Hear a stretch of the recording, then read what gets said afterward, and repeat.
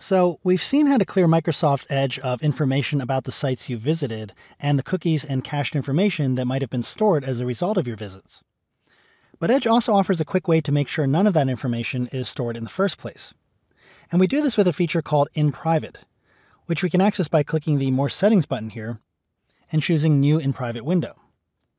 That opens up a brand new window, and notice that it says In Private up here in the upper left-hand corner, and in the new tab itself, is also labeled In Private. Basically, information about any browsing you do in this window is not saved. So that means Edge won't save cookies and cached information, and when you close this window, the sites you visited in it won't appear in the browsing history area. Now, as we know, some sites still need to use cookies and interact with info in your browser in some legitimate ways, so the In Private window will allow most of these things, but any cookies or other information created while using an In Private window are immediately deleted as soon as the tab or window is closed. When you're using an In Private window, Edge won't offer to save any passwords, and it won't fill in any saved passwords. And if you've chosen on some sites the option to be remembered so you don't have to log in, you'll find that you will have to log into those sites when using an In Private window. Now also be aware that the original Edge window in this case is still open behind this In Private window. You may want to take a second to close any other windows to make sure you don't accidentally use them when you mean to be browsing privately. So now I just have this In Private window open.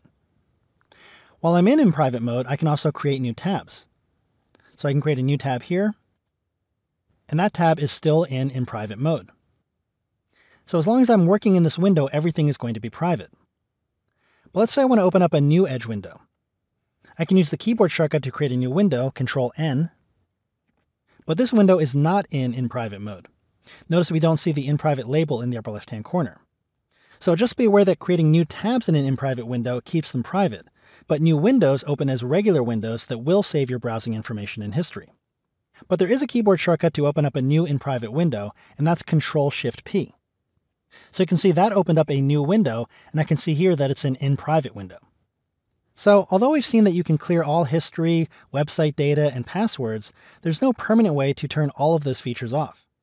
But if you use the In Private mode, you can block all of that information in a single window, and you can keep everything completely private.